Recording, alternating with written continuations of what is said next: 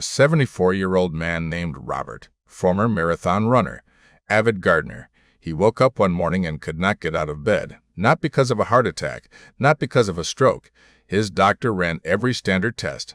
Cholesterol, perfect. Blood pressure, textbook normal. Blood sugar, fine. But Robert had been falling, losing his balance, forgetting words mid-sentence, feeling, as he described it, like he was slowly disappearing from the inside. The answer? A single vitamin. One that 40% of adults over 50 are deficient in right now. One that most standard blood panels do not even test for. One that your body begins losing the ability to absorb, quietly, invisibly, the moment you pass your 50th birthday. And here is what makes this especially dangerous. By the time you feel the symptoms, the damage may have already been accumulating for years. Today, we are going to talk about vitamin B12, what it does, why your body starts losing it without warning, what the science actually says, and most importantly, what you can do about it starting today. Stay with me, because what you're about to hear might change the way you think about your health entirely. Here is what most people believe about vitamins. If I eat reasonably well, I am probably fine. And for most vitamins, up to a certain age, that is actually true. But B12 is different, profoundly different. And here is why most doctors miss it. Your ability to absorb B12 from food does not just slowly decline after 50. It can drop off a cliff. Here is the fascinating part. B12 requires a very specific molecule to be absorbed. A protein made in your stomach lining called intrinsic factor. After 50, your stomach naturally produces less stomach acid. Less stomach acid means less intrinsic factor. Less intrinsic factor means your body cannot properly absorb the B12 you are already eating. You could eat a perfectly balanced diet, steak, eggs, dairy, everything the textbooks say, and still be running on empty. And here is the part no one talks about. Millions of seniors are taking medications that make this worse. Proton pump inhibitors. Drugs like omeprazole or Nexium for acid reflux. These are among the most commonly prescribed medications in people over 50. They work by reducing stomach acid, which is exactly the mechanism your body needs to absorb B12. A 2013 study from Kaiser Permanente found that people taking PPIs for 2 or more years had a 65% higher risk of B12 deficiency. 65%. And that is just one medication, metformin, widely used for type 2 diabetes. Also depletes B12.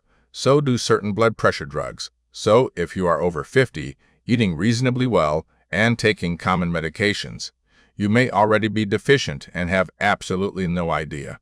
But wait until you hear what B12 actually does in your body, because this is where it gets personal. Think of B12 as the electrician of your body.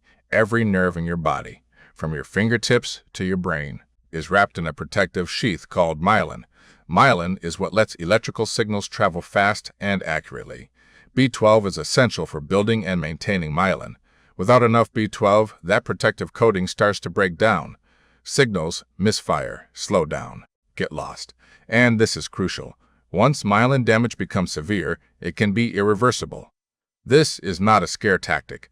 This is what the New England Journal of Medicine described in multiple documented case studies. Patients who developed permanent neurological deficits because B12 deficiency went undetected for too long. But neurological health is just one part of the picture. B12 also plays a critical role in the production of red blood cells. Without it, your body makes red blood cells that are abnormally large and dysfunctional, a condition called megaloblastic anemia. The result?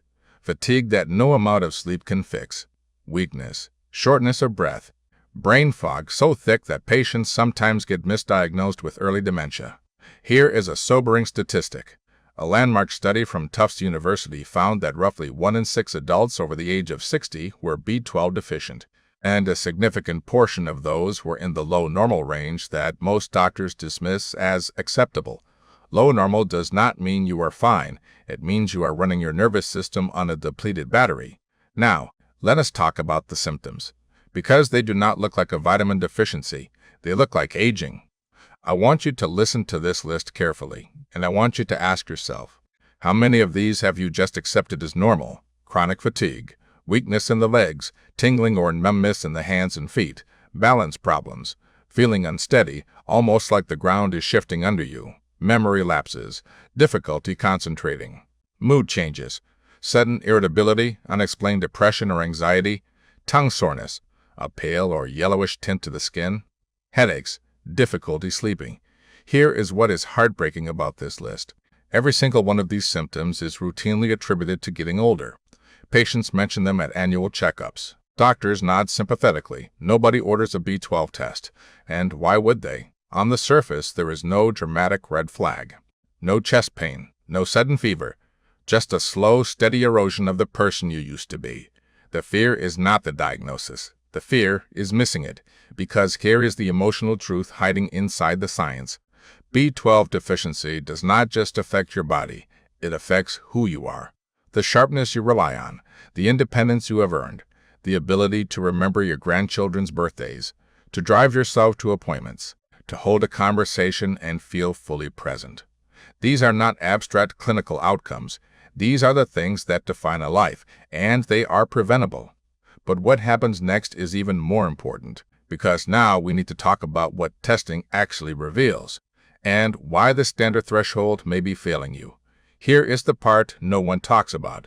Even when doctors do test for B12, the standard normal range used by most labs may be set too low. In the United States, the normal range for B12 is typically defined as 200 to 900 picograms per milliliter. But Japanese and European studies have suggested that neurological symptoms can begin appearing at levels below 500 picograms per milliliter, a level that most American labs would report as perfectly fine. Japan has actually raised its lower threshold significantly above the U.S. standard based on this exact research, which means you could get your results back, see the word normal, and still be experiencing early neurological decline related to B12. This is why some physicians now recommend also testing for methylmalonic acid, or MMA, and homocysteine levels, which are more sensitive functional markers of B12 status. Elevated MMA in particular is a strong signal that your cells are not getting enough usable B12, even when serum levels look acceptable. The actionable message here: do not just ask your doctor to test your B12, ask them to test your B12, your MMA, and your homocysteine.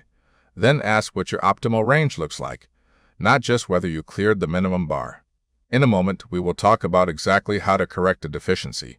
But first, and this is important, let us be clear about who is most at risk. So who needs to be paying the most attention right now?